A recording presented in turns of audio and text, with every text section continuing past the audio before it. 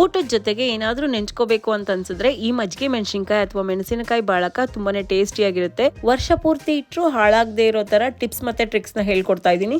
ಚೆನ್ನಾಗಿ ಬಿಸಿಲಿರೋ ಟೈಮ್ನಲ್ಲಿ ಮಾಡಿ ಇಟ್ಕೊಳ್ಳಿ, ವರ್ಷ ಪೂರ್ತಿ ಯೂಸ್ ಮಾಡಿ. ಬನ್ನಿ ಹೇಗೆ ಮಾಡೋದು ಈಗ ನೋಡೋಣ. ಹಾಯ್ ಫ್ರೆಂಡ್ಸ್, ಎಲ್ಲರಿಗೂ ನಮಸ್ಕಾರ. ನನ್ನ ಈ ವಿಡಿಯೋಗಳು ನಿಮಗೆ ಇಷ್ಟ ಆಗಿದ್ರೆ ಈ ವಿಡಿಯೋನ ಲೈಕ್ ಮಾಡಿ, ಹಾಗೆ ಫ್ರೆಂಡ್ಸ್ ಜೊತೆಗೆ ಶೇರ್ ಮಾಡಿ. ಮತ್ತೆ ಹೊಸದಾಗಿ ನನ್ನ ಚಾನಲ್ನ ವಿಸಿಟ್ ಮಾಡಿದ್ರೆ ಪ್ಲೀಸ್ ನನ್ನ ಚಾನಲ್ನ ಸಬ್ಸ್ಕ್ರೈಬ್ ಆಗೋದು ಮಾತ್ರ ಮರಿಬೇಡಿ. ಹಾಗೆ ಪಕ್ಕದಲ್ಲಿರೋ ಬೆಲ್ ಐಕನ್ನ ನೋಟಿಫಿಕೇಶನ್ಗೋಸ್ಕರ ಕ್ಲಿಕ್ ಮಾಡಿ. ಬನ್ನಿ ವಿಡಿಯೋನ ಶುರು ಮಾಡೋಣ. ಮಜ್ಜಿಗೆ ಮೆಣಸಿನಕಾಯಿ ಮಾಡೋದಕ್ಕೆ ಬೇಕಾಗಿರೋ ಸಾಮಗ್ರಿಗಳು: ಅರ್ಧ ಲೀಟರ್ ಮೊಸರನ್ನ ನಾನಿಲ್ಲಿ ತಗೊಂಡಿದ್ದೀನಿ. ಆದಷ್ಟು ಗಟ್ಟಿ ಮೊಸರನ್ನೇ ತಗೊಳ್ಳಿ, ಟೇಸ್ಟ್ ಚೆನ್ನಾಗಿ ಬರುತ್ತೆ. 1 kg ಹಸಿರು ಮೆಣಸಿನಕಾಯಿನ ತಗೊಂಡಿದ್ದೀನಿ. ಮೆಣಸಿನಕಾಯಿನ ನೀಟಾಗಿ ತೊಳೆದು ತೊಟ್ಟನ್ನೆಲ್ಲ ತೆಗೆದು ಉದ್ದಗೆ ಈ ರೀತಿ ಕಟ್ ಮಾಡಿ ಇಟ್ಕೊಂಡಿದ್ದೀನಿ. ನೋಡಿ, ಈ ರೀತಿ ಕಟ್ ಮಾಡಿ ಇಟ್ಕೊಳ್ಳಿ.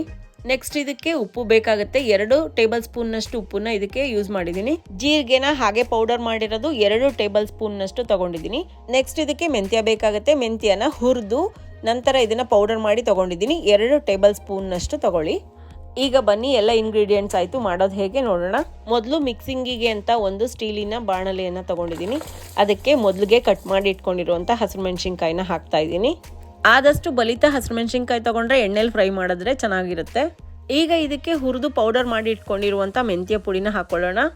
ಮೆಂತ್ಯನ ಗೋಲ್ಡನ್ ಬ್ರೌನ್ ಕಲರ್ ಆಗೋವರೆಗೂ ಹುರಿದು ನಂತರ ಪೌಡರ್ ಮಾಡ್ಕೊಳ್ಳಿ. 2 ಟೇಬಲ್ ಸ್ಪೂನ್ ನಷ್ಟು ಜೀರಿಗೆ ಪುಡಿನ ಹಾಕೊಳ್ತಾ ಇದ್ದೀನಿ. ಜೀರಿಗೆ ಪುಡಿ ಮತ್ತೆ ಮೆಂತ್ಯ ಮಿಕ್ಸ್ ಆಗಿ ಹಸಿರು ಮೆಣಸಿನಕಾಯಿ ಫ್ರೈ ಮಾಡಿದ ತಕ್ಷಣ ಒಳ್ಳೆ ಸ್ಮೆಲ್ಲು, ಹಾಗೆ ತುಂಬಾನೇ ಚೆನ್ನಾಗಿ ಟೇಸ್ಟ್ ಬರುತ್ತೆ. ಈಗ ಇದಕ್ಕೆ ರುಚಿಗೆ ತಕ್ಕಷ್ಟು ಉಪ್ಪನ್ನು ಹಾಕೊಳ್ತಾ ಇದ್ದೀನಿ. ಕೆಲವರು ಇದಕ್ಕೆ ಮಜ್ಜಿಗೆ ಕೂಡ ಹಾಕೊಳ್ತಾರೆ, ಆದರೆ ಮೊಸರಿಂದ ತುಂಬಾನೇ ಚೆನ್ನಾಗಿ ಟೇಸ್ಟ್ ಬರುತ್ತೆ.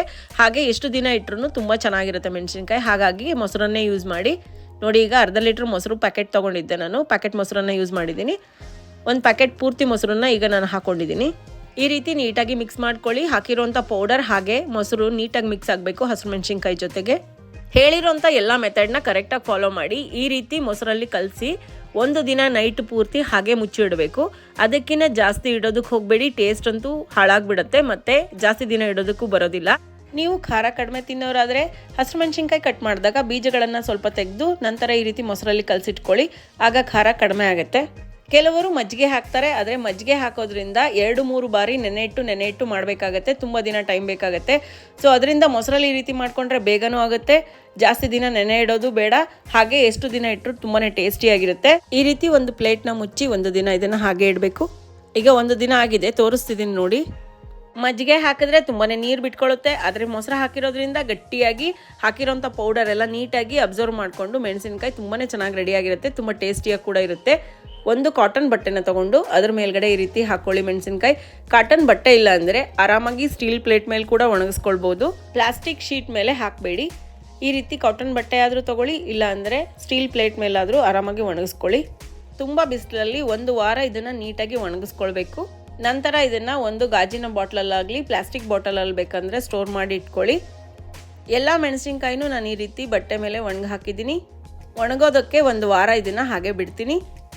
ಈಗ 1 ವಾರ ಆದಮೇಲೆ ಒಣಗಿ ಈ ರೀತಿ ನೀಟಾಗಿ ರೆಡಿಯಾಗಿದೆ, ತೋರಿಸ್ತಿದ್ದೀನಿ ನೋಡಿ. ಎಣ್ಣೆಲಿ ಇದನ್ನು ಫ್ರೈ ಮಾಡೋಣ. ಈಗ ಒಂದು ಕಡಾಯಿನ ತೊಗೊಂಡಿದ್ದೀನಿ, ಅದರಲ್ಲಿ ಸ್ವಲ್ಪ ಎಣ್ಣೆನ ಹಾಕ್ಕೊಂಡಿದ್ದೀನಿ. ಎಣ್ಣೆ ಚೆನ್ನಾಗಿ ಕಾದ್ಮೇಲೆ ನಾವು ರೆಡಿ ಮಾಡಿ ಇಟ್ಕೊಂಡಿರುವಂಥ ಮಜ್ಜಿಗೆ ಮೆಣಸಿನಕಾಯಿನ ನಮಗೆ ಊಟಕ್ಕೆ ಎಷ್ಟು ಬೇಕೋ ಅಷ್ಟು ಮಾತ್ರ ಫ್ರೈ ಮಾಡ್ಕೊಳ್ಬೇಕು. ಫ್ರೆಶ್ ಆಗಿ ತಿಂದರೆ ಮಾತ್ರ ಈ ಮೆಣಸಿನಕಾಯಿ ಕ್ರಿಸ್ಪಿಯಾಗಿರುತ್ತೆ.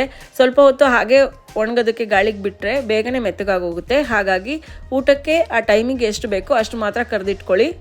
ನೋಡಿ, ಮೊಸರಲ್ಲಿ ಹಾಕಿರೋದ್ರಿಂದ ಬೇಗನೆ ಕಪ್ಪಾಗಲ್ಲ, ನೀಟಾಗಿ ಫ್ರೈ ಆಗುತ್ತೆ, ಹಾಗೆ ಟೇಸ್ಟ್ ಅಂತೂ ತುಂಬಾನೇ ಚೆನ್ನಾಗಿರುತ್ತೆ. ಈ ರೀತಿ ಮಜ್ಜಿಗೆ ಮೆಣಸಿನಕಾಯಿನ ಮಾಡ್ಕೊಳ್ಳಿ, ವರ್ಷ ಪೂರ್ತಿ ಯೂಸ್ ಮಾಡಿ.